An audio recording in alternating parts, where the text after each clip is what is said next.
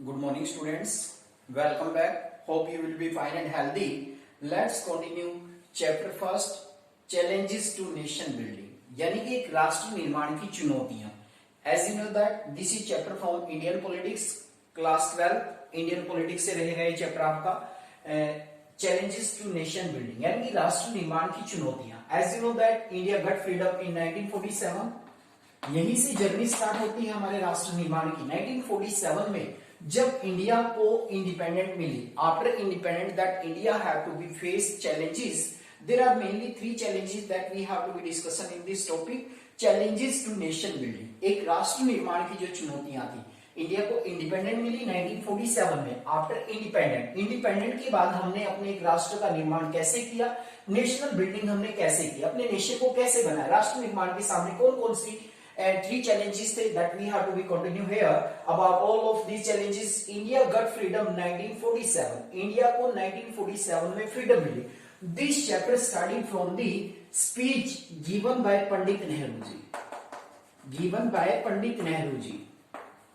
Chapter की शुरुआत होती है पंडित नेहरू जी की स्पीच से. स्पीच दी गई थी उनके द्वारा. स्पीच को नाम दिया गया था tryst with destiny.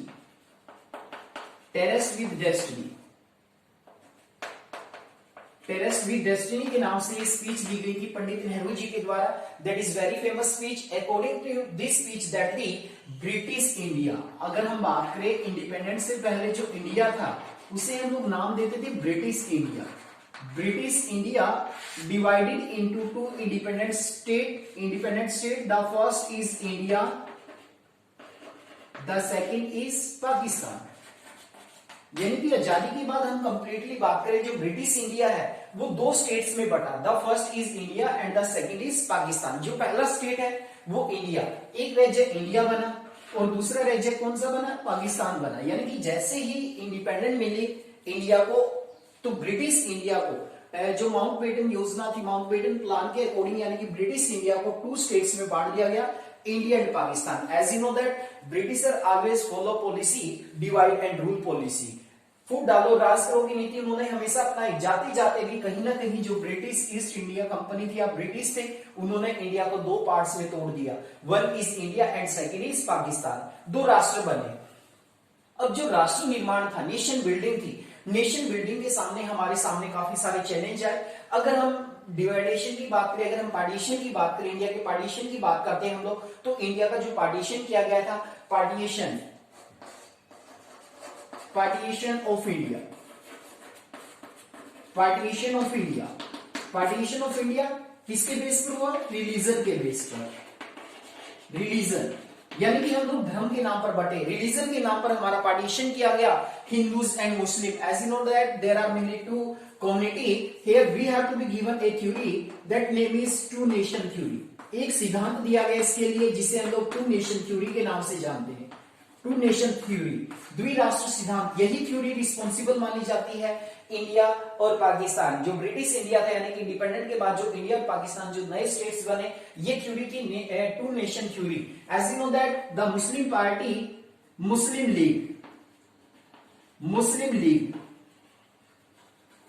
League party थी, Muslims party, that demanded a separate nation. अब ये भी क्वेश्चन आ जाता है बोर्ड परीक्षा में, what is 2 nation theory. 2 nation theory क्या थी, जनरली आप लोग याद रखें द्विराष्ट्र सिद्धांत कहते हैं इसको हम लोग. द्विराष्ट्र सिद्धांत का मतलब है कि जो मुस्लिम पार्टी थी, मुस्लिम लीग, अब ब्रिटिशर्स इंडिया से जाने लगे तो उन्होंने क्या किया, जाते जाते उन्होंने कहीं ना कहीं मुस्लिम कम्युनिटी के मन में ये बात डाल दी कि आप लोग बहुत कम हैं और यहाँ पर हिंदू लोग ज्यादा हैं, हिंदुस्तान है ये हिंदुओं का रहने का स्थान है और आप लोगों के ऊपर कहीं ना कहीं हिंदू लोग बहुत ज्यादा मात्रा में अत्याचार करेंगे. तो मुस्लिम लीग के जो लीडर्स थे, that name is Mohammad Ali Jinnah. Mohammad Ali Jinnah के नाम से जिनको जाना गया, उन्होंने सिद्धांत दिया जिसे हम लोग 2 नेशन थ्योरी के नाम से जानते हैं. 2 नेशन थ्योरी के नाम से जानते हैं. थ्योरी किसके द्वारा दी गई थी, मुस्लिम लीग. यू कैन से मोहम्मद अली जिन्ना. मोहम्मद अली जिन्ना जी के द्वारा एक थ्योरी दी गई थी. According to this theory that the British India was divided into 2 states, that one is Pakistan and the second is India. That is divided on the basis of religion. यानी कि this partition is you can say that is a role of communal politics. कहीं ना कहीं जो सांप्रदायिक राजनीति है, सांप्रदायिक राजनीति हमें यहाँ पर देखने को मिली कि हमारा जो पार्टीशन हुआ वो हम लोग किस नाम पर बांटे, हम लोग यहाँ पर धर्म के नाम पर बांटे। इंडिया हिंदू लोगों के लिए क्या बना, इंडिया बना, हिंदू लोग इंडिया में रहेंगे, और मुस्लिम्स के लिए क्या बना, पाकिस्तान बना, पाकिस्तान बना मुस्लिम्स के लिए। तो इस तरीके से देखने को मिला कि जब देश का बंटवारा हुआ तो वो टू नेशन थ्योरी के बेस पर हुआ। टू नेशन थ्योरी का मतलब है the India was divided after independent in two independent states. The first is India and the second is Pakistan. India is for Hindus and Pakistan is for Muslim. India was divided into two states. This is called two nation theory. इसी theory को हम लोग two nation theory कहते हैं. This theory is also responsible for the partition of India. देश को बंटवारा करने का, देश को तोड़ने के लिए जो responsible theory मानी जाती है, that is two nation theory. That is most important question. Sometimes this question have to be put in 2 marks. That was led by the two nation theory, which had to be divided India into Pakistan. That is the most important theory. You must have to remember all of this theory. So this is play an important role in the partition of India. अब बात करते हैं हम लोग to nation theory के बाद। देश को बांट दिया गया, इंडिया पाकिस्तान। जैसे ही हमें इंडिपेंडेंट मिली, इंडिया को उस समय पर किस नाम से जाना जाता था, ब्रिटिश इंडिया के नाम से। यानी कि ब्रिटिश इंडिया से 2 इंडिपेंडेंट स्टेट्स बने, one is India and second is Pakistan. Second Pakistan. India किसके लिए बना, हिंदूज के लिए। भाई इंडिया में हिंदूज रहेंगे। पाकिस्तान किसके लिए बना, मुस्लिम्स के लिए। भाई पाकिस्तान में सारे के सारे मुस्लिम्स रहेंगे। That is the base of our division. और बेस किसको माना गया, रिलीजन को, यानी कि धर्म के नाम पर हम लोग बटे। That is also an example of communal politics. कहीं ना कहीं जो कम्युनल पॉलिटिक्स है, कम्युनल पॉलिटिक्स का एक सबसे बड़ा जीता जाता एग्जांपल था इंडिया का पार्टीशन होना। यानी कि हम लोग धर्म के नाम पर बटे। जो मुस्लिम लीग थी, मुस्लिम लीग ने डिमांड रखी कि हमें एक सेपरेट स्टेट चाहिए। They have given warning that direct action day in December 1946। यानी कि उन्होंने प्रत्यक्ष कार्रवाई दिवस, ये उन्होंने कहा कि यदि हमारा देश नहीं मिला, हमें अलग सेपरेट स्टेट्स नहीं मिला, तो हम लोग देश को तोड़ने का काम करेंगे, कहीं ना कहीं हम लोग विद्रोह करेंगे। ओपनली चैलेंज किया गया। That is called direct action day. जो ये मुस्लिम लीग ने प्रत्यक्ष कार्यवाही दिवस थी, उसे हम लोग डायरेक्ट एक्शन डे के नाम से जानते हैं। डायरेक्ट एक्शन डे यानी कि हमें अलग स्टेट्स दीजिए, अदरवाइज हम लोग ज्यादा विरोध करेंगे। डायरेक्ट एक्शन डे, प्रत्यक्ष कार्रवाई दिवस, दिसंबर 1946 में। यानी कि उन्होंने डिमांड्स रख दी थी, या तो हमारी बात मान ली जाए, अदरवाइज हम लोग डायरेक्ट विद्रोह करेंगे इस बात के लिए। तो जैसे ही इंडिया को इंडिपेंडेंट मिली, इंडिपेंडेंट मिलने के बाद 2 राष्ट्र बने। The first is India, the second is Pakistan. अब बात करते हैं हम लोग चैलेंजेस टू नेशन बिल्डिंग। अब राष्ट्र निर्माण की चुनौती देखो, आप लोग सबसे बड़ी बात तो आप लोग जानते ही हैं कि जैसे इंडिया को इंडिपेंडेंट मिली, इंडिपेंडेंट के समय बहुत सारी प्रॉब्लम हमें फेस करनी पड़ी। Hindu Muslim community, Sikh community एक दूसरे का विरोध करने लगे, और कहीं ना कहीं सबसे बड़ा प्रॉब्लम आया हमें बंटवारा करते समय। जो बंटवारा किया गया, पार्टीशन किया गया, पार्टीशन करते समय 2 पार्ट पाकिस्तान, यानी कि जो मुस्लिम बाहुल क्षेत्र थे, 2 पाकिस्तान बने। एक ईस्ट पाकिस्तान बना, East Pakistan, and second is western Pakistan. Western Pakistan यानी कि पाकिस्तान 2 पार्ट्स में बना, eastern and western Pakistan 2 parts में बना। As you know that eastern Pakistan, western Pakistan. Eastern Pakistan जिसे हम आज बांग्लादेश के नाम से जानते हैं, बांग्लादेश वाला जो पार्ट्स है, it is also called eastern Pakistan. यानी कि पाकिस्तान 2 पार्ट्स में बटा। धर्म के नाम पर हम लोग बटे थे, लेकिन बंटवारे के समय भी 12% जो मुस्लिम्स हैं वो इंडिया में रह गए थे। 12% मुस्लिम्स इंडिया में रह चुके थे। तो जब देश का बंटवारा हुआ तो बहुत सारी प्रॉब्लम हमें फेस करनी पड़ी। बंटवारे के समय Hindu Muslims community, Sikh community एक दूसरे की विरोधी बन चुकी थी, एक दूसरे को मार रहे थे। बहुत सारे बच्चे अनाथ हो गए, बहुत सारे बच्चे, यानी कि बहुत सारी औरतें थी, बहुत सारे बच्चे थे। कहीं ना कहीं बहुत सारी प्रॉब्लम सभी को फेस करनी पड़ी जैसे ही बंटवारा हुआ। यहाँ तक कि हमारा जो प्रशासन था वो भी बट गया कंप्लीट रूप से। तो ये सारी की सारी जो प्रॉब्लम है हमें इंडिया के पार्टीशन के दौरान फेस करनी पड़ी। बात करते हैं हम लोग यहाँ पर चैलेंजेस टू नेशन बिल्डिंग, जहां से हमारे चैप्टर की शुरुआत होती है। Main challenges to nation building, nation building, challenges to nation building यानी कि राष्ट्र निर्माण की चुनौतियां। चैलेंजेस टू नेशन बिल्डिंग, एक राष्ट्र निर्माण की जो चुनौतियां थी वो कौन कौन सी चुनौतियां थी। that question have to be put in 6 marks in board exam many times. 6 marks में क्वेश्चन पूछा जाता है, बहुत बार बोर्ड परीक्षा में आ चुका है. What are the 3 challenges to nation building? यानी कि जब हमारा राष्ट्र बना, हमें इंडिपेंडेंट मिली, इंडिपेंडेंट के बाद जो इंडिया था, इंडिया की जो अगर हम बात करें पर्टिकुलर इंडिया के सामने कौन कौन से चैलेंजेस फेस किए गए, let's continue to discuss about the 3 challenges that India have to be face here. यानी कि यहाँ पर 3 challenges जो इंडिया को फेस करने पड़े आफ्टर इंडिपेंडेंस और after partition. Which are the 3 challenges? 3 challenges को याद रखना, तो आप लोगों को एक शॉर्ट ट्रिक्स बताता हूं मैं. यहाँ पर याद रखें DDU. एक लीडर है दीनदयाल उपाध्याय जी. दीनदयाल उपाध्याय जी. ठीक है ना. ये 3 पॉइंट्स आप लोग याद रखें. तो 3 प्रॉब्लम हमें फेस करनी पड़ेगी. सबसे पहले था इसमें the challenge of establish unity. The challenge of, नीचे से स्टार्ट करेंगे हम, establish unity स्थापित करना. सबसे पहला चैलेंज था इंडिपेंडेंट इंडिया के सामने टू एस्टैब्लिश यूनिटी एस्टैब्लिश करना. As you know that our partition is on the basis of religion. धर्म के नाम पर हम लोग बांटे, हिंदू, मुस्लिम, सिख, ये मेन 3 कम्युनिटी थी जो एक दूसरे का विरोधी बन चुकी थी. और कहीं ना कहीं हमें देखने को मिला कि जो हमारी यूनिटी है वो खत्म हो चुकी थी. तो इंडिपेंडेंट इंडिया के सामने जो सबसे पहला चैलेंज था एक राष्ट्र निर्माण में, वो था इस्टेब्लिश यूनिटी को स्थापित करने का चैलेंज. यूनिटी कैसे इस्टेब्लिश की जाए, किस तरीके से हम हिंदू मुस्लिम कम्युनिटी जो एक दूसरे का बिल्कुल विरोध कर रही थी उन दिनों में, हिंदू मुस्लिम्स को मारने में लगे हुए थे, मुस्लिम हिंदू को मारने में लगे हुए थे, कहीं ना कहीं सिख कम्युनिटी भी इन्वॉल्व थी इन सभी काम्स के अंदर. जो भी वर्क हुए वहां पर कंप्लीटली जो भी देखने को मिला, सारी की सारी जो घटनाएं हमें देखने को मिली, इसमें सारी की सारी कम्युनिटी बढ़ चढ़कर भाग ले रही थी. तो कहीं ना कहीं हमें देखने को मिला कि सबसे पहला जो चैलेंज था देश के सामने वो था टू इस्टेब्लिश यूनिटी, यानी कि एकता की स्थापना करना. हम एक राष्ट्र को तभी बना सकते हैं, एक राष्ट्र को हम तभी आगे बढ़ा सकते थे जब मेनली हम लोग एक यूनिटी स्टैब्लिश करें, एक देश की एकता स्थापित करें. That is the first challenge.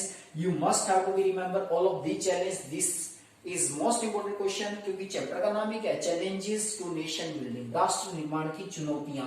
तो 3 चैलेंज है DDU. तो फर्स्ट यू है unity. The second is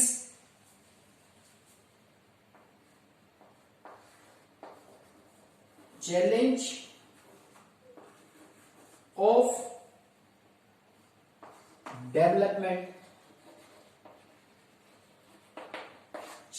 of development. The second challenge is challenge of development. As you know that after independent the India economic position is not good, so we have to face many problems. That is the economic problem भी main थी हमारे सामने. In this condition that challenges of development, इस condition में हमारे सामने challenge था how we have to be developed, which policies and program have to be made to make our country developing or developed country. That is the second challenge of development, विकास की समस्या. और इस समस्या का सॉल्यूशन करने के लिए as you know that we have to be adopted 5 years plan. हमें 5 years प्लान एडॉप्ट किए गए थे हमारे द्वारा मेनली इस समस्या का समाधान करने के लिए. चैलेंज ऑफ डेवलपमेंट यानी कि विकास की समस्या, विकास की कैसे किया जाए. आप जानते हैं कि इंडिपेंडेंट इंडिया के सामने इतनी सारी प्रॉब्लम थी कि इंडिया किस तरीके से इन प्रॉब्लम को फेस कर सकता था. तो चैलेंजेस ऑफ डेवलपमेंट का मतलब है हम किस तरीके से विकास की जो चुनौती है विकास करें, किस तरीके से हम लोग आगे बढ़े, किस तरीके से हम लोग देश का विकास करें. तो प्रॉब्लम थी चैलेंज ऑफ डेवलपमेंट, विकास की समस्या या विकास की चुनौती. और इस समस्या का समाधान करने के लिए I know that we have to be prepare 5 year plan, पंचवर्षीय योजनाएं बनाएगी देश का विकास करने के लिए. That is the mainly depend on economic development. यहाँ पर हम मेन फोकस करते हैं इकोनॉमिक डेवलपमेंट के ऊपर, क्योंकि उन दिनों में देश की कंडीशन अच्छी नहीं थी. After independence as you know that India is also a backward country. So how India came to be on the path of development. That is the second challenge. And the third challenge is to establish democracy. The challenge to establish